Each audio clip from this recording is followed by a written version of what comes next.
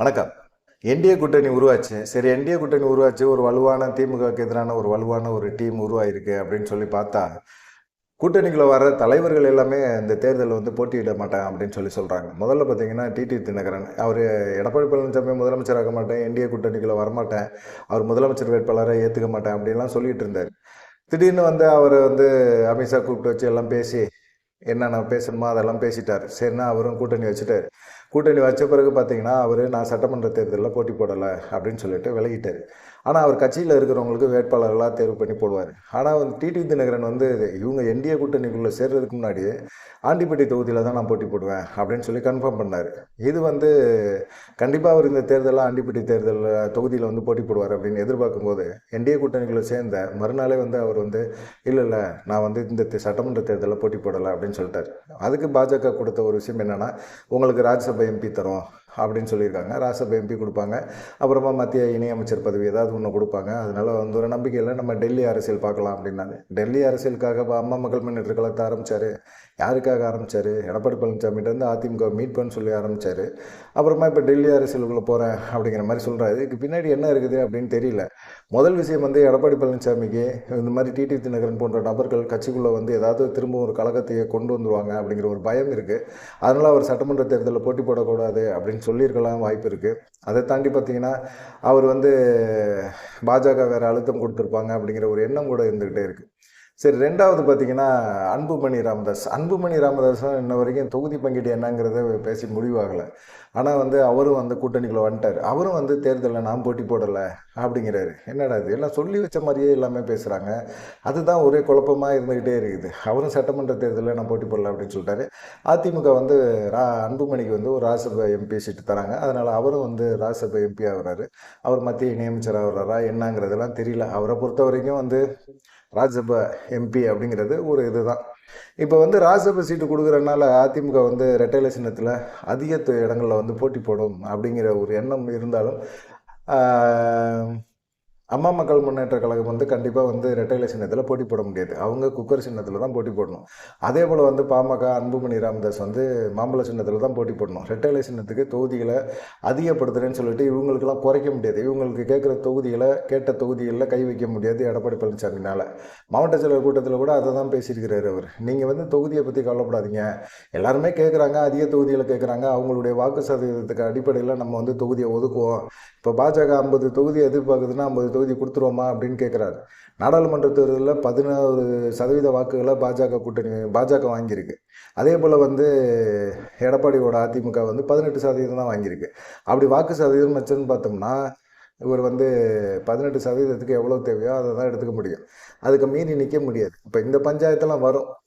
சரி, இப்போ டிடி தினகரன், அன்புமணி இவங்க எல்லாமே வந்து விலகுறாங்க, இவங்கெல்லாம் தேர்தலில் போட்டி போடலை அப்படிங்கிற ஒரு சூழ்நிலை வரும்போது, திடீர்னு பார்த்தீங்கன்னா அண்ணாமலை சட்டமன்ற தேர்தலில் நான் போட்டி போடலை, பிரச்சாரத்துக்கே வரலை, நான் பிரச்சாரம் பண்ண கூட போகல அப்படிங்கிற ஒரு எண்ணம் இப்போ பேச ஆரம்பிக்கிறார். முக்கியமான தலைவர் எல்லாமே பார்த்தீங்கன்னா, அண்ணாமலையெல்லாம் முதலமைச்சர் மெட்டீரியல், டிடி தினகரனும் வந்து எடப்பாடி பழனிசாமிக்கு எதிராக குரல் கொடுத்தவர், அன்புமணி துணை முதலமைச்சர் அப்படிங்கிற மாதிரிலாம் பேசிகிட்டு இருந்தாங்க. எல்லாருமே வந்து தேர்தலில் கண்டிப்பாக போட்டி போடுவாங்க அப்படின்னு நினைக்கும் போது, கட்சியில் இருக்கிற கூட்டணி கட்சிகளில் இருக்க தலைவர்கள் யாருமே பெருசாக போட்டி போட மாட்டேன் அப்படிங்கிற மாதிரி ஒரு எண்ணம் சொல்கிறாங்க. அப்படின்னா இதில் ஏதோ ஒரு விதமான ஒரு குழப்பம் இருக்குது. இந்த மாதிரி குழப்பங்கள் தொடர்ந்தால் எப்படி என்டிஏ கூட்டணி இந்த தேர்தலில் வந்து வெற்றி பெற முடியும்? என்டிஏ கூட்டணி வெற்றி பெறாது அப்படிங்கிற ஒரு எண்ணம் தான் வந்து இப்போ அண்ணாமலைக்கே வந்திருக்குது. அதனால் நம்ம பிரச்சாரம் பண்ணி நம்ம கால நேரத்தை வேஸ்ட் பண்ணுறதோட அப்பா கூட இருக்கலாம். அப்பாவுக்கு டயாலிசிஸ் 2 வருஷமாக வந்து மருத்துவமனையில் இருக்கிறாரு, அவரை பார்த்துக்கலாம். ஏன் தேவையில்லாமல் நம்ம வெட்டியாக சுற்றிக்கிட்டு பிரச்சாரம் பண்ணிக்கிட்டு அப்படிங்கிற ஒரு எண்ணத்துக்கு அவரும் வந்துட்டார்.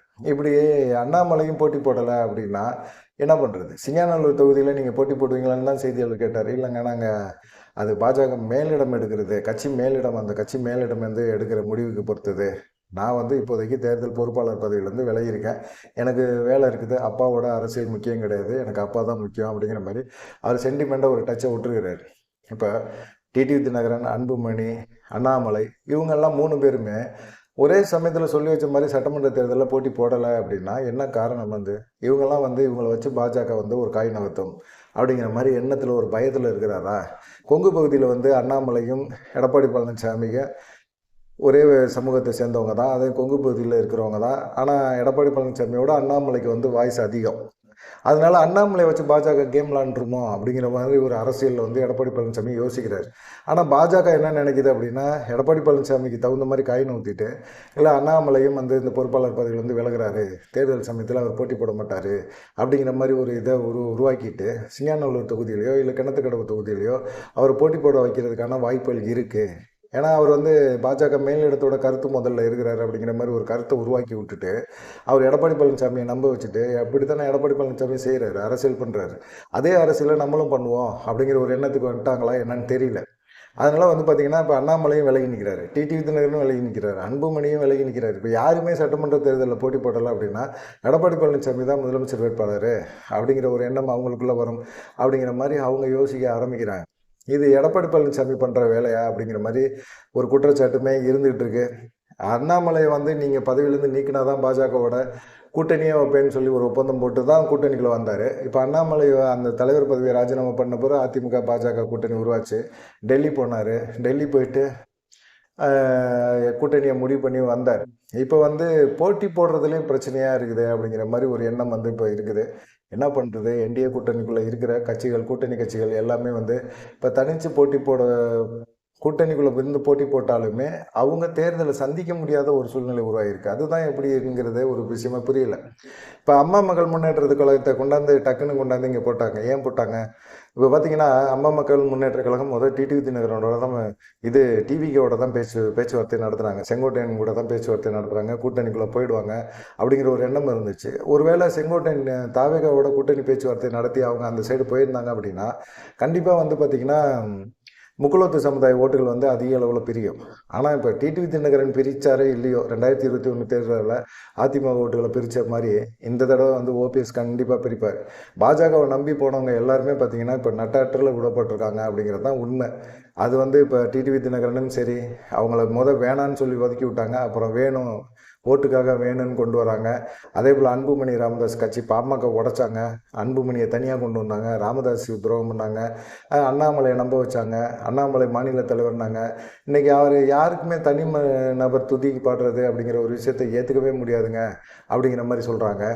அண்ணாமலை வந்து அப்படி வந்து என்னைய புகழ்ந்து பேசுங்க அப்படின்லாம் சொல்லலை. அவருடைய செயல்பாடுகள் அப்படி இருந்தது. அவருக்கான ஆதரவாளர்கள் தானாக உருவாகினாங்க, தானாக சேர்ந்த கூட்டம் அந்த கூட்டத்தை அவர் எங்கே போனாலும் அந்த இது வந்து அவருடைய பேச்சு வந்து அவங்கள மயக்குது. அப்படிப்பட்ட ஒரு சூழ்நிலையில் அவரும் கட்சியை வளர்த்தாரு. கட்சியை வளர்க்கும் போது தானாக அவரும் வளர்ந்தார்.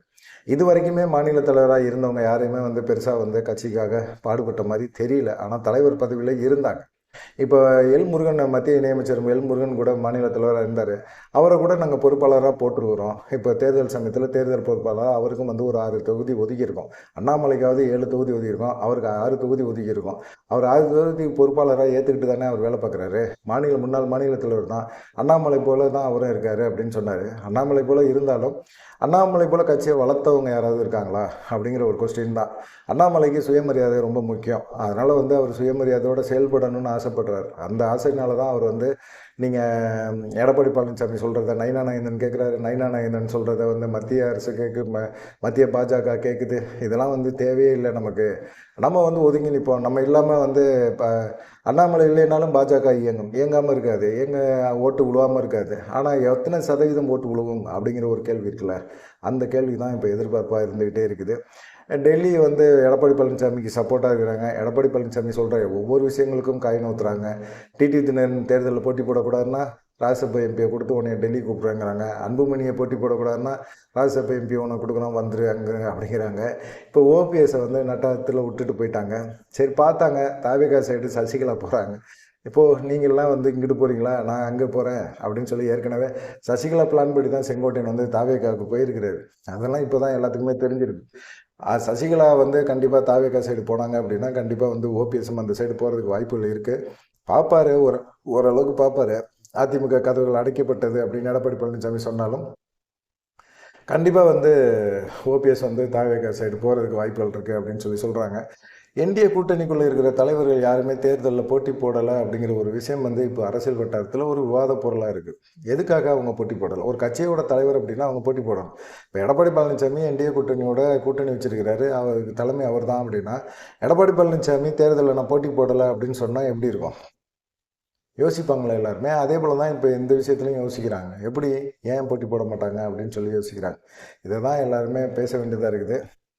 நீங்கள் என்ன நினைக்கிறீங்க இந்த கருத்தை பற்றி? டிடிவி தினகரன், அன்புமணி, அண்ணாமலை இவங்க 3 தலைவர்களுமே தேர்தலில் போட்டி போடலைன்னு ஒதுங்குறது என்டிஏ கூட்டணியோட தோல்வி பயத்தை காட்டுதா, எடப்பாடி பழனிசாமியோட ஆணவத்தை காட்டுதா, இல்லை பாஜகவோட தொகுதி பங்கீட்டுனால பாஜக போடுற பிளானா அது? தொகுதி பங்கீடு முடியட்டும், நாங்கள் அண்ணாமலை வச்சு கேம் விளையாடுறதுக்கான வாய்ப்புகள் இன்னும் எங்களுக்கு இருக்குது அப்படின்னு சொல்லி எடப்பாடி பழனிசாமிக்கு ஒரு மிரட்டல் விடுறாங்களா அப்படிங்கிறத பார்க்கலாம். நன்றி, வணக்கம்.